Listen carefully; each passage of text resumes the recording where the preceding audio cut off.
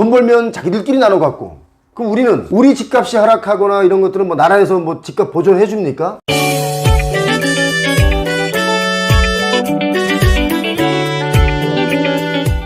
저한테 이 부동산의 바닥이 어디냐 라고 물어보시는 분들이 있는데, 부동산 가격의 바닥을 확인하는 방법 중에 하나가 지금 좀 전에 저희가 나눴던 건설사 폐업 같은, 부도 같은 이런 뉴스가 나고 6개월에서 1년 지나면 그게 바닥입니다. 지금 건설사들의 줄도산, 줄 폐업이 지금 이어지고 있습니다. 네, 많이들 지금 뭐 폐업도 하고, 지방의 경우는 파산한 건설사들이 꽤 있다고 제가 들었습니다. 네네. 자료들이 어디 있는데, 예, 말씀하세요.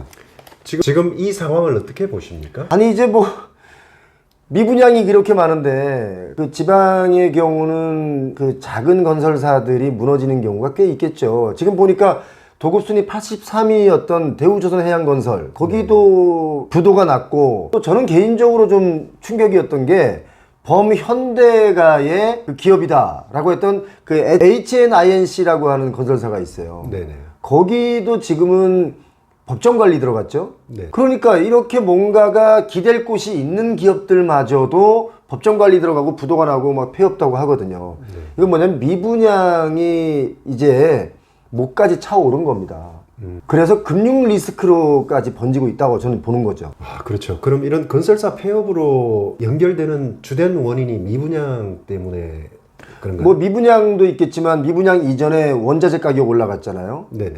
그리고 금리가 올라가다 보니까 아파트를 팔아도 남는 게 없는 경우도 생기고, 금리가 올라가면서 분양도 안 되고, 네네. 이런 것들이 이제 악순환이 되기 시작한 거죠. 그러면은 지금 미분양 주택은 아파트는 어느 정도 되나요? 지금 제가 알기로는 한 7만 5천 세대 정도 되는데, 이게 중요한 것은 올 연말쯤 되면 한 10만 가구가 넘어가지 않을까 하는 생각이 들고, 정부에서 뭐 여러 가지 규제도 완화해주고, 그래서 금융 리스크로까지 번지고 있다고 저는 보는 거죠. 금리가 올라가다 보니까 아파트를 팔아도 남는 게 없는 경우도 생기고, 금리가 올라가면서 분양도 안 되고, 네네. 이런 것들이 이제 악순환이 되기 시작한 거죠. 금리도 많이 인하된 그런 상품도 많이 추천을 해주잖아요, 정부에서. 그렇죠. 그리고 지금 기준금리도 동결하는 바람에 금리가 동결됐으니까 이제 코픽스도 조금씩 내려갈 거란 말이죠. 그렇게 되면은 대출금리 역시 또 내려갈 거라고 보는데, 그런데 중요한 건 지금 지방의 경우는 상당히 위험합니다. 왜냐하면 미분양 가구가 79가 7만 5천 세대인데 그중에 6만 세대 정도, 그러니까 한 80% 되겠죠? 네.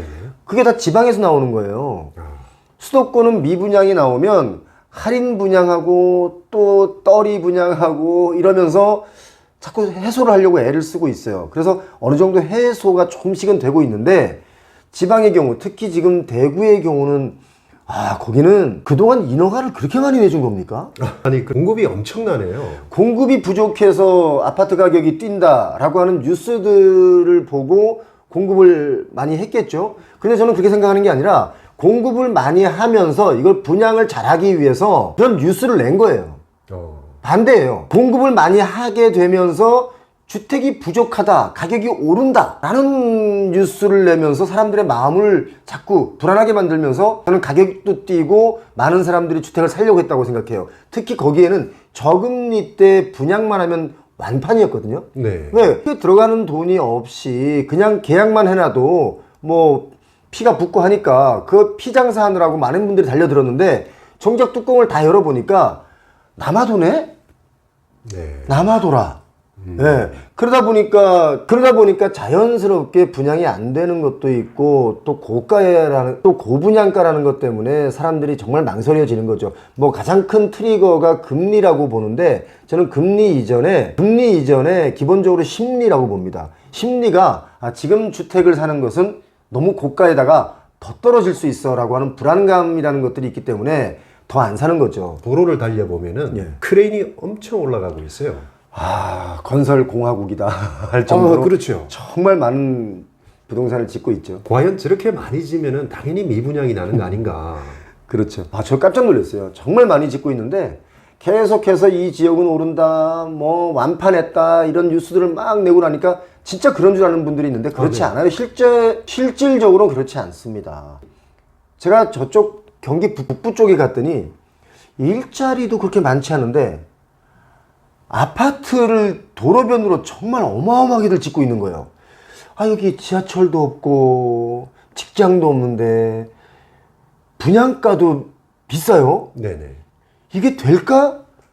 해서 이거 너무 많이 짓는다 했는데 아니라는 거예요. 이 정도를 지어도 분양이 되니까 걱정하지 말라는 거예요. 그런데 정확하게 1년 뒤에 다 미분양이에요. 미입주예요. 입주를 안 해요. 왜?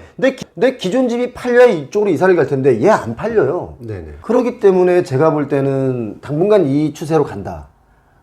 금리가 내려와도 당분간 이 추세는 바뀌지 않는다. 경기가 미국발 경기 위축, 또 우리도 수출과 수입이 이렇게 역전됐잖아요. 그러다 보니까 여러 가지 그런 경기적인 측면에서 본다면 좀 어렵지 않느냐 보고 있고, 다만 심리적으로는 좀 올라왔대요. 전세금을 못 빼주는 사례가 굉장히 많습니다. 지금 보니까 10채 중에 6채는 역전세다. 그렇죠. 라는 얘기가 많이 나오고 있는데 사실이에요.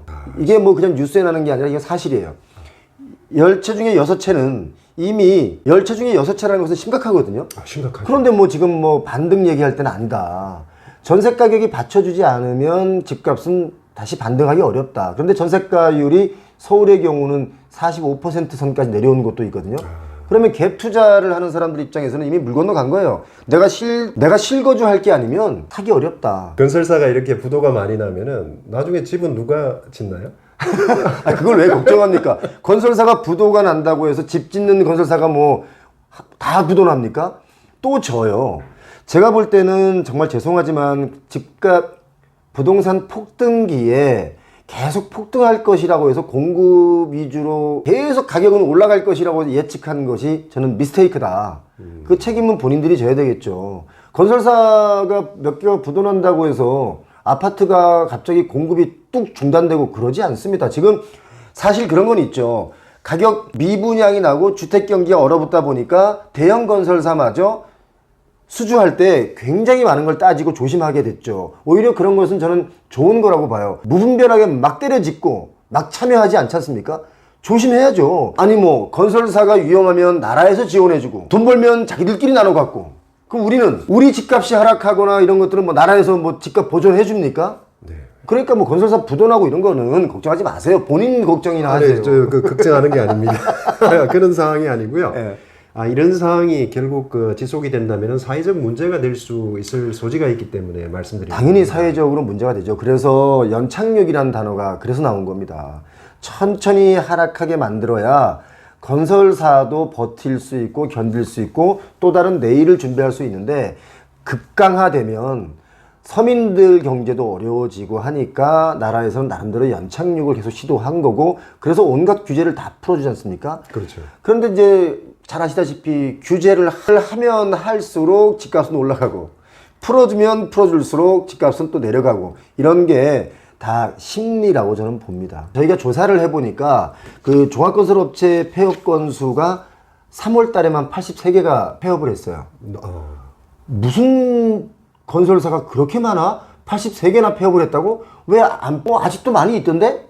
83개가 폐업했다니까 무슨 건설사가 그렇게 많아? 라고 생각하시는 분들이 있는데, 건설사 진짜 많습니다, 우리나라. 그런데 그게 아직 83개 밖에 폐업을 안 한 거예요. 올해 하반기 되면 PF나 그 브릿지 대출 받은 시행사 같은 경우도 부도가 많이 나거든요.